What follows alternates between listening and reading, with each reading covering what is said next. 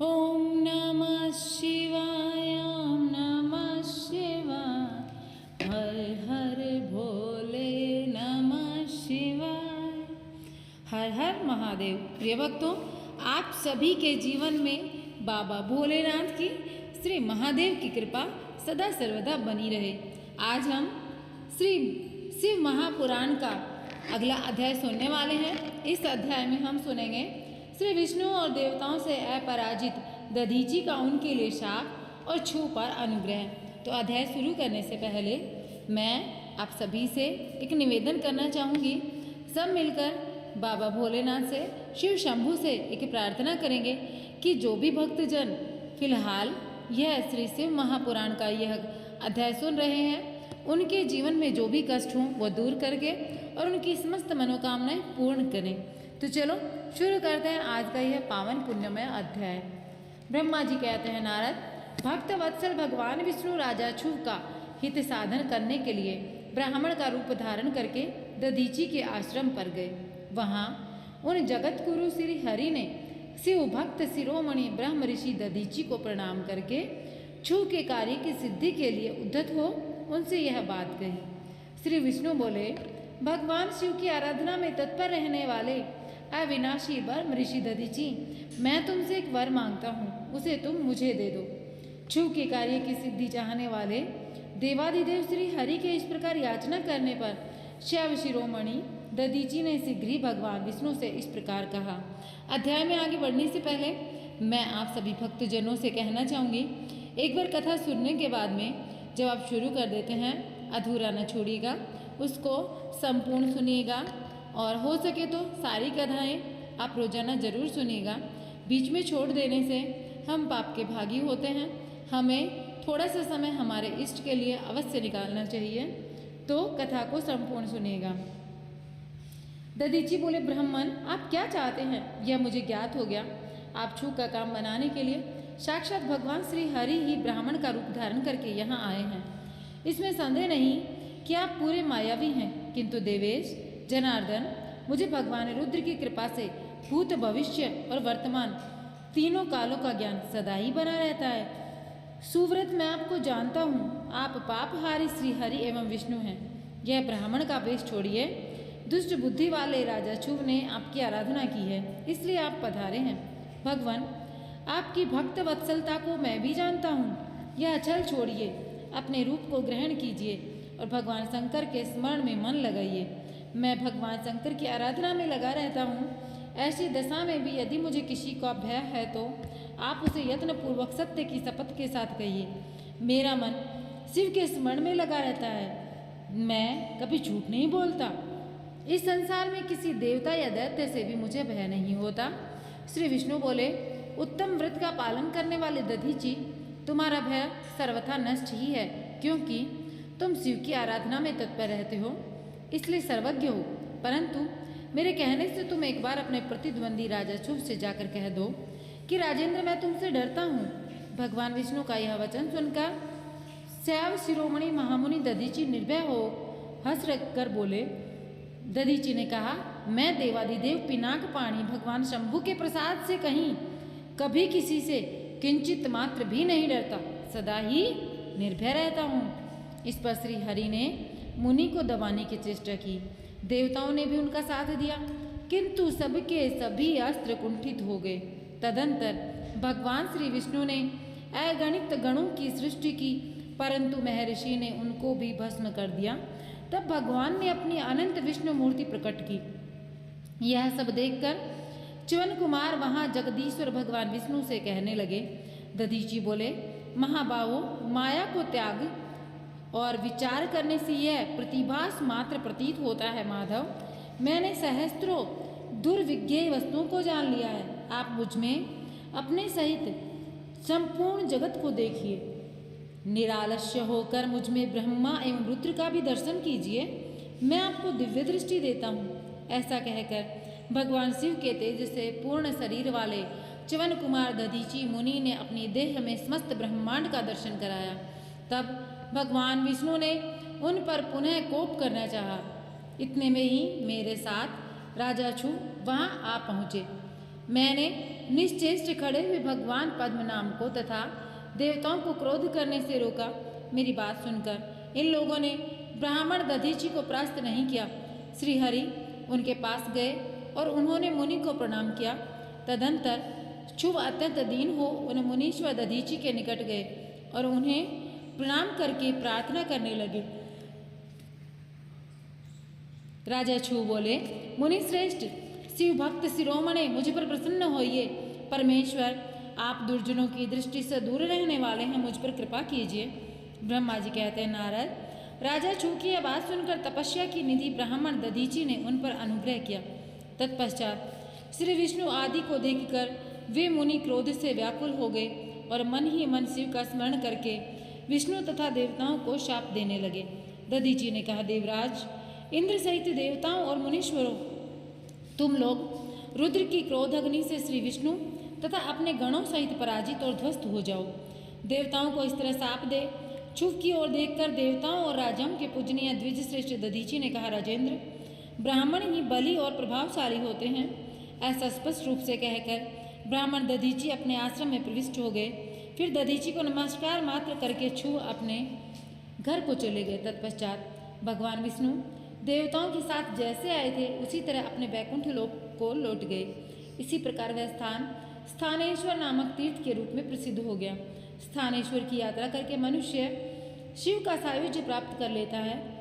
तात, मैंने तुम्हें संक्षेप में छुव और दधीची के विवाद की कथा सुनाई और भगवान शंकर को छोड़कर केवल ब्रह्मा और विष्णु को ही जो शाप प्राप्त हुआ था उसका वर्णन किया। जो छू और दधीची के विवाद संबंधी इस प्रसंग का नित्य पाठ करता है वह अपमृत्यु को जीतकर देह त्याग के पश्चात ब्रह्मलोक में जाता है। जो इसका पाठ करके रणभूमि में प्रवेश करता है उसे कभी मृत्यु का भय नहीं होता तथा वह निश्चय ही विजयी होता है। तो एक बार सभी प्रेम पूर्वक लिखेंगे, हर हर महादेव। आगे हम सुनेंगे देवताओं सहित ब्रह्मा का विष्णु लोक में जाकर अपना दुख निवेदन करना, श्री विष्णु का उन्हें शिव से क्षमा मांगने की अनुमति दे, उनको साथ ले कैलाश पर जाना तथा भगवान शिव से मिलना। तो नारद जी ने कहा, विधाता महाप्राज्ञ, आप शिव तत्व का साक्षात्कार कराने वाले हैं।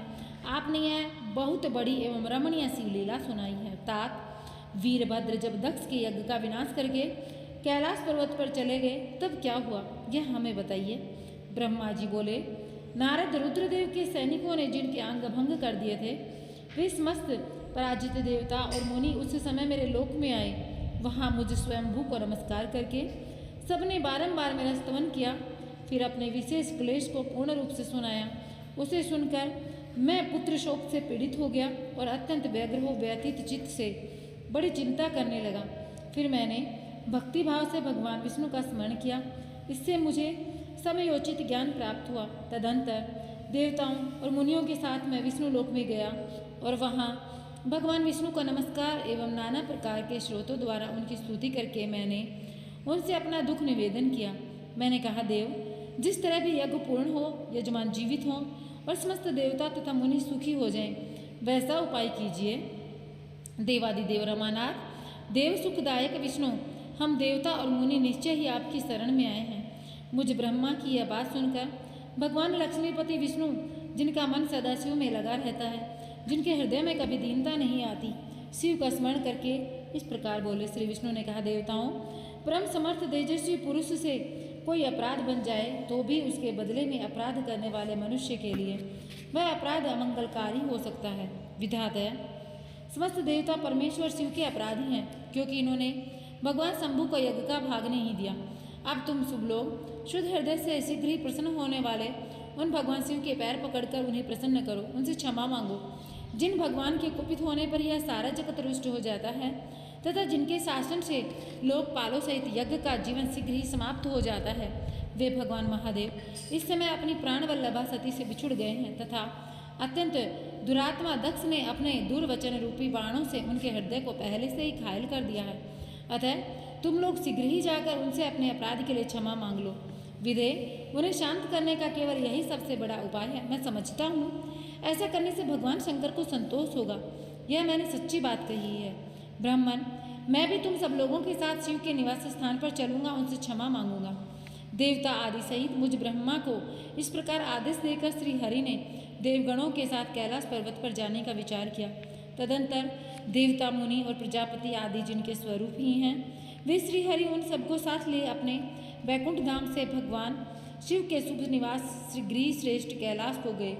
कैलाश भगवान शिव को सदा ही अत्यंत प्रिय है। मनुष्यों से भिन्न किन्नर अप्सराएं, योग सिद्ध महात्मा पुरुष उसका भली भांति सेवन करते हैं तथा वह पर्वत बहुत ही ऊंचा है। उसके निकट रुद्रदेव के मित्र कुबेर की अलका नामक महादिव्य एक रमणीय पुरी है, जिसे सब देवताओं ने देखा। उस पुरी के पास ही सौगंधिक वन भी देवताओं की दृष्टि में आया, जो सभी प्रकार के वृक्षों से हरा भरा एवं दिव्य था।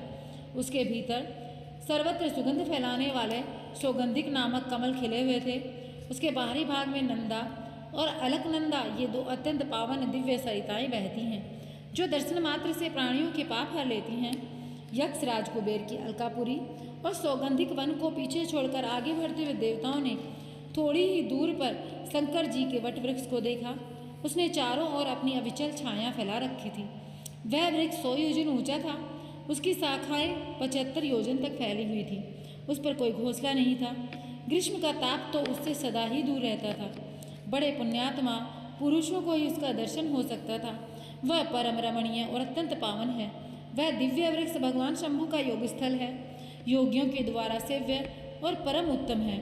मुमुक्षुओं के आश्रयभूत उस महायोग में वट वृक्ष के नीचे विष्णु आदि सब देवताओं ने भगवान शंकर को विराजमान देखा। मेरे पुत्र महासिद्ध सनकादि, जो सदा शिव भक्ति में तत्पर रहने वाले और शांत हैं, बड़ी प्रसन्नता के साथ उनकी सेवा में बैठे थे। भगवान शिव का श्री विग्रह परम शांत दिखाई देता था। उनके सखा कुबेर, जो गुह्यक और राक्षसों के स्वामी हैं, अपने श्वेत गणों तथा कुटुंबजनों के साथ सदा विशेष रूप से उनकी सेवा किया करते हैं। वे परमेश्वर शिव उस समय तपस्वी जनों को परम प्रिय लगने वाला सुंदर रूप धारण किए बैठे थे। भस्म आदि से उनके अंगों की बड़ी शोभा हो रही थी। भगवान शिव अपने वत्सल स्वभाव के कारण सारे संसार के सुहृद हैं। नारद उस दिन वे एक कुशासन पर बैठे थे और सब संतों के सुनते हुए तुम्हारे प्रश्न करने पर तुम्हें उत्तम ज्ञान का उपदेश दे रहे थे। वे बायां चरण अपनी दाईं जांघ पर और बायां हाथ अपने बाएं घुटने पर रखे, कलाई में रुद्राक्ष की माला डाले, सुंदर तरक मुद्रा से विराजमान थे। इस रूप में भगवान शिव का दर्शन करके उस समय विष्णु आदि सब देवताओं ने दोनों हाथ जोड़ मस्तक झुकाकर तुरंत उनके चरणों में प्रणाम किया। मेरे साथ भगवान शिव विष्णु को आया देख सत्पुरुषों के आश्रयदाता भगवान रुद्र उठकर खड़े हो गए। उन्होंने सिर झुकाकर उन्हें प्रणाम भी किया।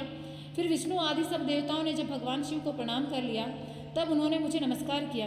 ठीक उसी तरह जैसे लोगों को उत्तम गति प्रदान करने वाले भगवान विष्णु प्रजापति कश्यप को प्रणाम करते हैं। तत्पश्चात देवताओं, सिद्धों, गणाधीशों और महर्षियों से नमस्कृत तथा स्वयं भी श्री विष्णु को एवं मुझको नमस्कार करने वाले भगवान शिव ने श्री हरि ने आदरपूर्वक वार्तालाप आरंभ किया।